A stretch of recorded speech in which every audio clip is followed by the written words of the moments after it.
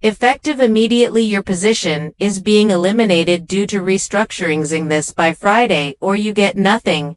Brian Kessler slid the severance contract across his mahogany desk like he was dealing cards. I sat there staring at that document that would end 31 years of my life at Norcross Systems Inc.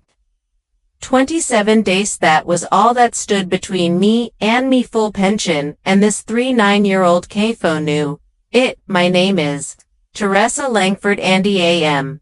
59 years old. For over 3 decades, I have served as Director of Compliancy at Norcross Systems, a logistics software company here in Denver, Colorado. Is started as a junior analyst fresh out of college when the company had 12 employees and operated out of a converted warehouse. I watched it grow into a 200-person operation with office across 3 states. I survived former Gore's 6 CEOs and countless rounds of strategic realignments. Through it all, it maintained our regulatory standards, kept us out of legal trouble, and earned the respect of everyone who met, except Brian Kessler. He had been promoted to CFO just 8 months ago, brought in from some consulting firm to optimize operational efficiency from day one. He made it clear he viewed compliance as a necessary evil rather than a business safeguard. During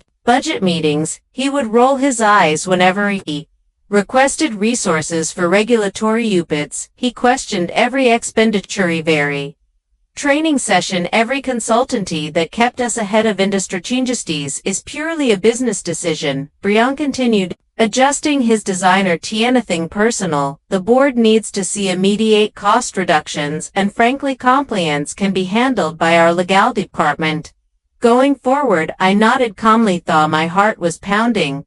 I understand. Good. I appreciate your professionalism at this. He seemed relieved that he wasn't fighting back. The severance back is quite generous, considering circumstances. 12 weeks of pay, plus your acred vacation time, 12 weeks for Susie full pension, I had earned through 31 years of dedicated service. Mathematics were insulting, but I kept my expression neutral. Something felt wrong about this.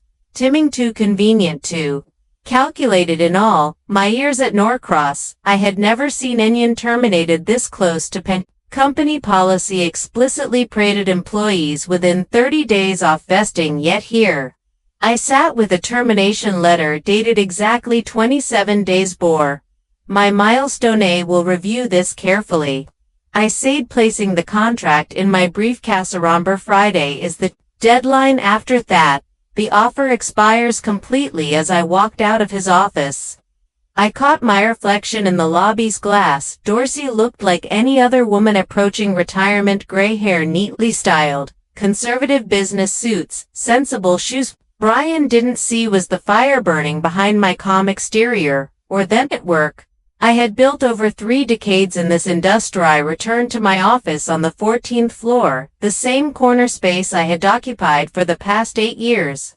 The walls were lined with regulatory certificate ascendry awards and photographs spanning me career at Norcross. There was the picture from our first major software deployment in 2003, another from the company's 20th anniversary celebration, and dozens more chronicling the evolution of both the company and my role within it. Me assistant Patricia knocked softly on the door.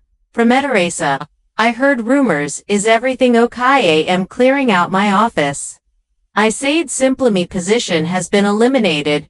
Her face went pale. But you're so close to retirement. Can they do that? Apparently they can. I began removing personal items from my desk drawers, each one a small piece of my professional life.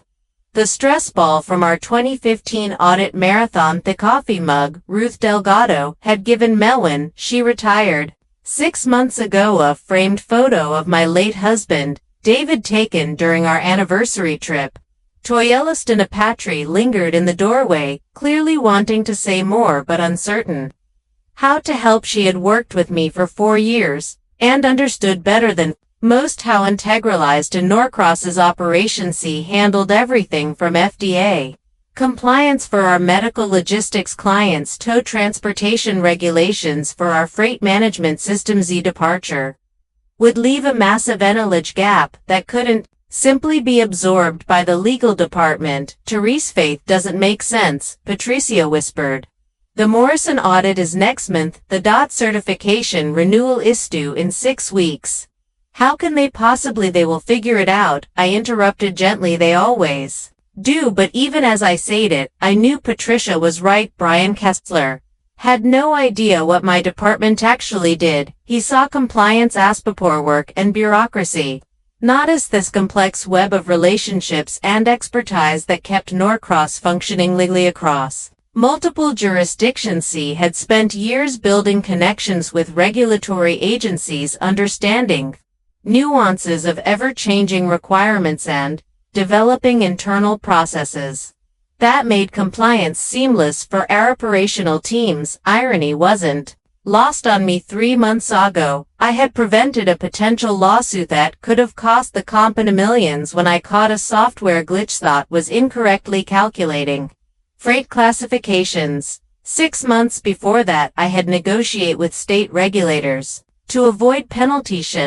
Our Jacksonville offices silently processed shipments using outdated hazmat protocols. These weren't just administrative tasks, they were business-critical interventions that protected Norcross' reputation and bottom line. As I picked me final box, I thought about Ruth Delgado's retirement party 6 months. Agash had pulled me aside that evening and said something that seemed casual at that time but now felt prophetic. Watch out for the young ones who think experience is expensive, rather than valuable. Box containing 31 years of my professional life fit easily in that trunk of my Honda Accord as I drove through downtown Denver toward my home in Lakewood. I couldn't shake the feeling that something deeper was happening at North. Brian's termination speech had been too polished to rehearse. The severance contract had been prepared in advance with specific clauses that seemed designed to prevent me from seeking legal recourse. I had seen enough corporate maneuvering that years to recognize a setup. When I encountered one, the timing was suspicious.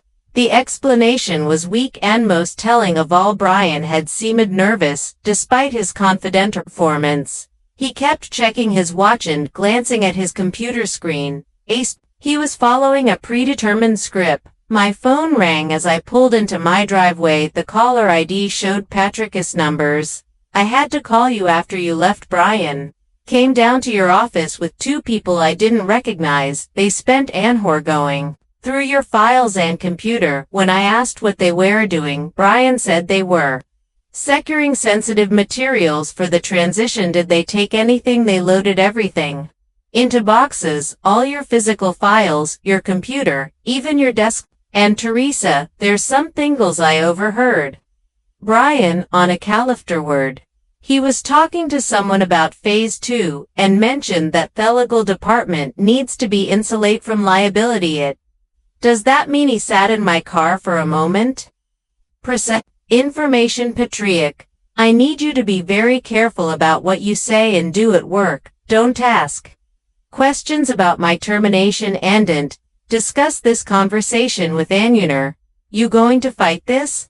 I am going to explore my options. After hanging up, I remained in my driveway for several minutes staring at me modest 2-bedroom house. David and I had purchased it in 1995. Planning to pay it off before retirement. WAG had succeeded thanks to careful budgeting and my steady income at Norcross pension. I was now being denied. Would have allowed me to maintain my lifestyle, travel, and maybe even spoil their grandchildren.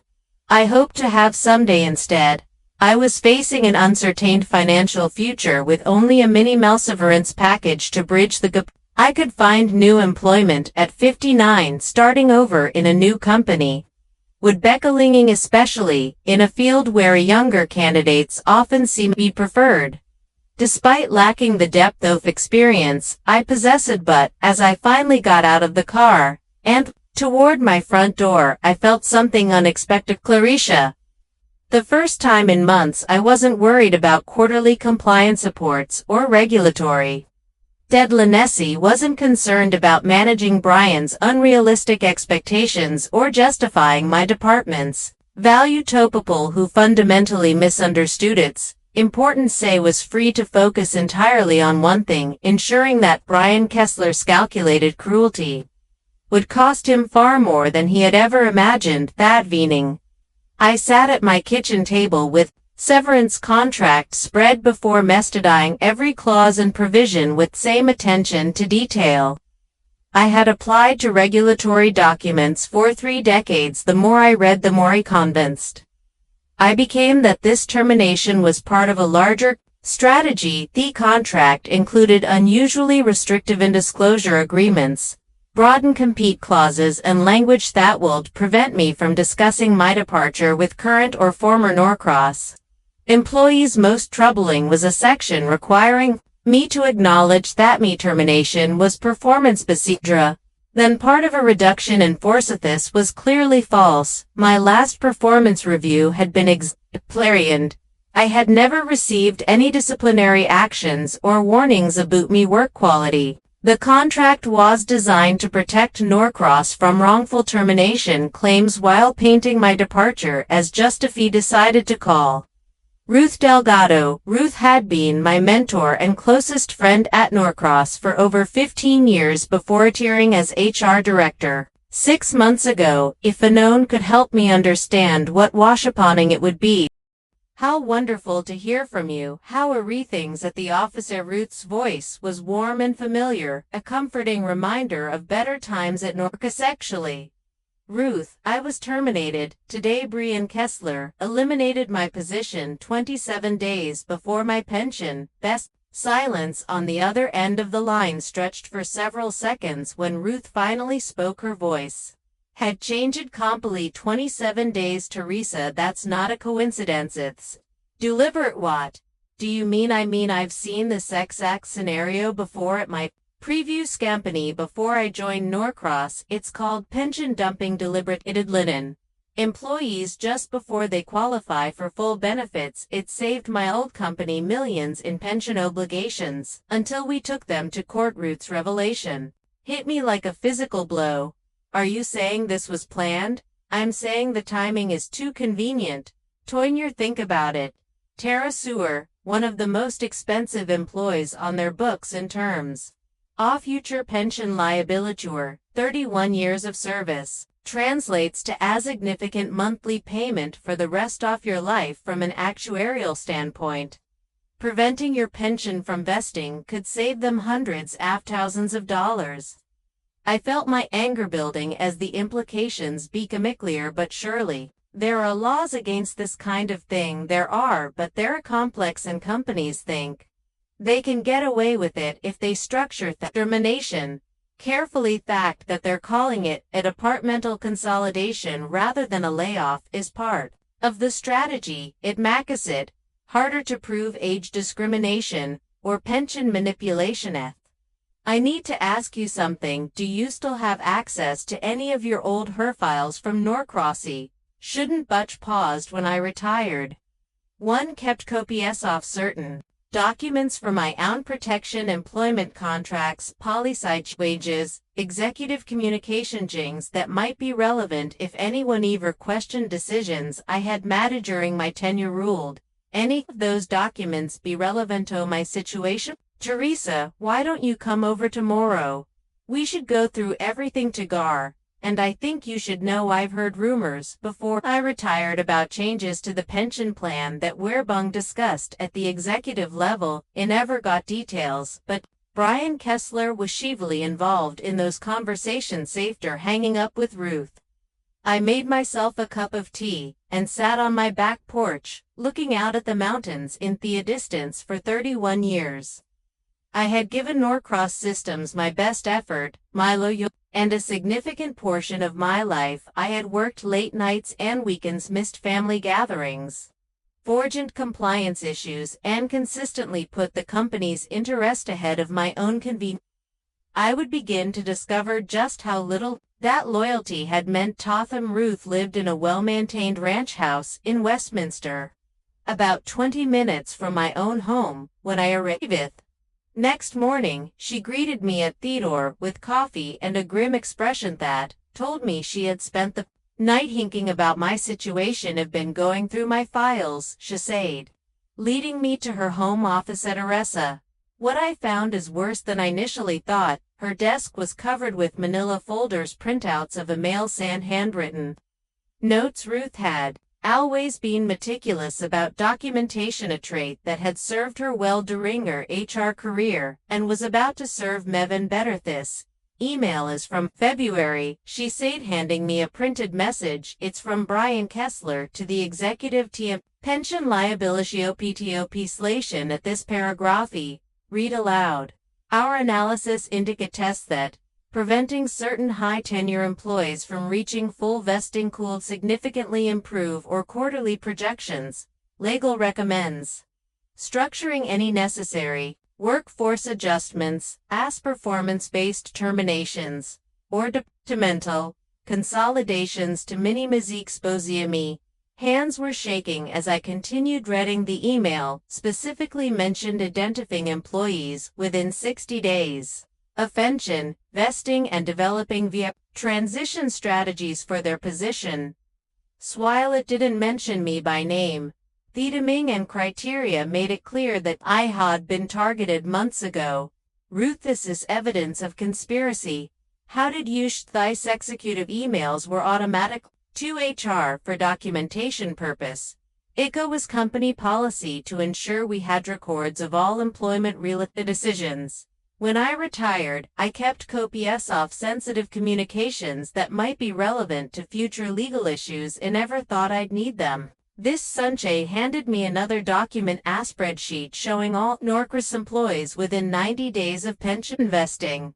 My name was highlighted in yellow, along with 3 others, James Morrison from IT, Sandra Williams from Sales, and Robert Chen from Operations. Next to each name were notes about potential restructuring opportunities. Stairs. You weren't the only target there. Planning to eliminate any onwos about to become expensive in terms of pension obligations. He felt sick. This wasn't just about me, it was a systematic plan to cheat long-term employees out of their earned benefit. Shave any of the others been terminated at? Not yet, but according to this timeline, James Morrison is scheduled for next month, Sandra Williams in 6 weeks. There, spacing out the terminations to make them look unrelated. Ruth pulled out another folder, this one containing internal memos about the compliance department. Specificalities show that Brian has been building a case against your department for months. He's been documenting every minor expense, questioning every consultant fee, and creating a paper trail to justify eliminating the position. But the department is essential. We prevent legal issues that could cost millions. That's not how Brian sees it. Look at this memo from him to the CEO. She handed him a document titled Operational Efficiency Analysis, Compliance Department. The memo argued that compliance functions could best streamlined by transferring responsibilities to the legal department, resulting in immediate cost savings of over $200 annually. What the memo failed to mention was that legal department had no expertise in regulatory compliance, no relationships with regulatory agencies, and no understanding of the day-to-day operational requirements that kept Norcross in good standing with various government bodies. Ruth, they're going to face massive problems without proper compliance oversight. Probably, but that's not Brian's concern. Is focused on showing quick cost reductions to impress the board. If compliance issues arise later, he'll blame poor documentation or transitionals. I studied the documents spread across Ruth's desk. I realized that my termination was just the beginning of a much larger problem at Norcross. Brian Kessler wasn't just stealing my pension. He was systematically listing the institutional knowledge and experience that had made the company successful for over 3 Decades. Ruth made fresh coffee while I continued reviewing the documents. Each piece of evidence painted a clearer picture. O'Brien Kessler's strategy, but also revealed something more personal and infuriating. Had been planning my termination since the day he was hired. Look at this, Ruth said, returning with 2 steaming mugs. She placed another email line in front of me, dated from Brian's second week at Norcrush. Was asking about pension liabilities. He even learned how our compliance systems worked. The email was to the company's benefits administrator and included detailed questions about pension vesting schedules, early retirement options, and the financial impact of employed officials on the pension fund. He had specifically requested a list of employees approaching full vesting, their projected pension costs, and any legal precedents for employment change affecting pension eligibilities. Proves premeditation. I said Hewitt, eliminating my position because of budget concerns. He was looking for ways to avoid paying my pension from the moment he arrived.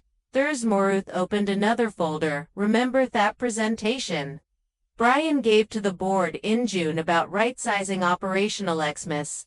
I attended that meeting as her director. Here are my notes. Her handwritten notes were detailed and damning. Brian had presented a 5-year plan that included strategic workforce optimization targeting employees with highest benefit costs. He had used charts and graphs to show how eliminating legacy personnel could improve profit margins by up to 12% annually. When board members had raised concerns about losing experienced employees, Brian had dismissed their objections by arguing that institutional central was less valuable than operational agility in a rapid light-changing technology sector. Claimed that younger employees with current skills could handle traditional expositives more efficiently. Board approved his plan. Ruth said quietly, I voiced my concerns about age discrimination and the risk of losing critical expertise, but I was overruled. 3 weeks later, they announced my early retirement. Packagether's revelation stunned me. Ruth, are you saying they forced you out too? Not exactly forced, but they offered me a very generous early retirement package and made it clear that my traditional approach to human resources wasn't aligned with their new vision. I was tired of fighting corporate politics. As I took the deal and left, I realized that Truth's departure 6 months ago had been part of the same strategy that was now targeting me by removing the EXPERIENCEDHR director, who might object to questionable employment practices. Brian had cleared the way for implementing his pension dumping scheme. Without internal restankerchet, we have to stop this, not just FOM, but for James, Sandra, and Robert, and for any other employees who might be targeted in the future. I agree completely, but Teresa, we need to be smart about this. Brian has the legality on his side, and he's being careful to document everything in ways that protect the company from obvious discrimination claims.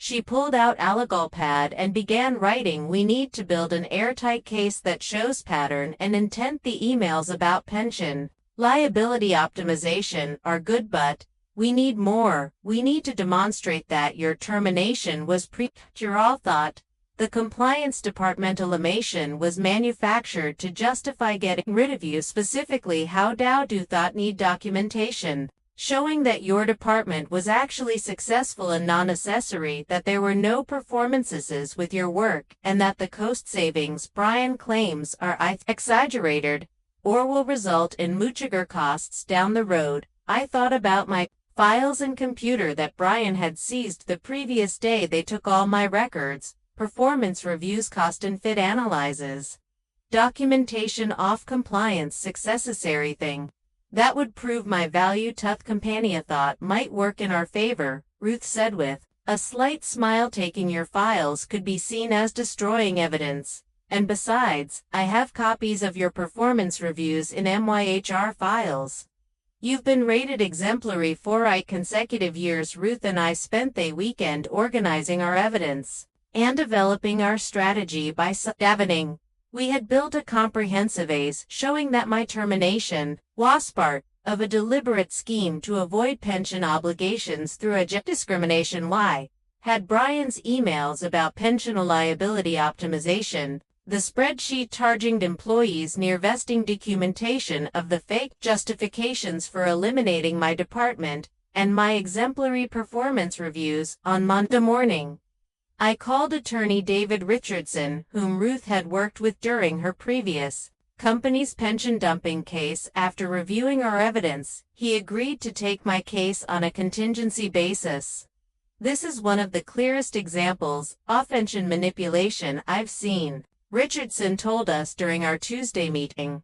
The documentation is exceptional and the pattern of targeting employees near vesting is obvious. We're going to file a formal complaint with Department of Labor while simultaneously pursuing wrong and age discrimination. Late afternoon, Richardson filed our complaint, and by Wednesday morning, local news station Channel 7 was running a story titled Denver Software Compendium of Pension Fraud. The reporter had obtained copies of our legal filing. Gund was interviewing employment law experts about the broader implications of pension dumping schemes. By Thursday's story had been picked up by the Denver Post, and several industry publications and systems was suddenly fastened into public scrutiny about their employment practices, and potential clients were asking questions about the company's ethical standards. Brian Kessler called me Friday morning, his voice tight with barely controlled dangers. We need to talk. This situation has gotten completely out of hand. Don't think we have anything to discuss. Brian, the board wants to resolve it as matter. Quietly, we're prepared to offer you a very generous settlement deal. Have my attorney contact you.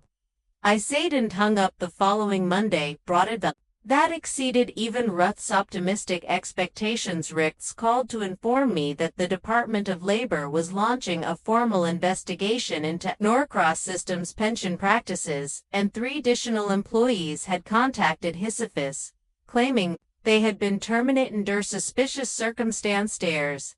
This is becoming a class action case, Richardson explained. We now have James Morrison, who was terminated last week, exactly 60 days before his pension vested. We have documentation of Sam being placed on a performance-proven plan despite stellar reviews clearly setting up her termination, and have a former IT director who was let go 2 years ago under circumstances that look highly suspicious. Meanwhile, the media attention was intensifying. 7 had interviewed pension law experts who explained how company scaled saved millions by systematic liability employees just before they qualified for full benefits. The story resonated with viewers because a fundamental betrayal of social contract between employers and loyal workers. Ruth called me Wednesday with news that made my day. Teresa, I just heard from Patricia. Brian called an emergency meeting yesterday to announce that the compliance department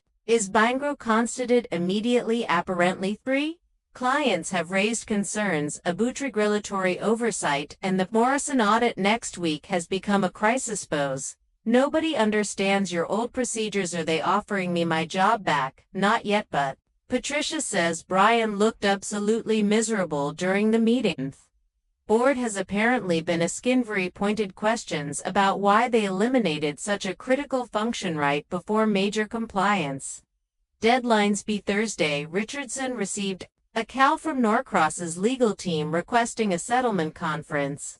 The company was clearly feeling pressure from multiple directions: the federal investigation against media coverage, operational problems caused by my absence, and the prospective additional lawsuits from other terminated employees.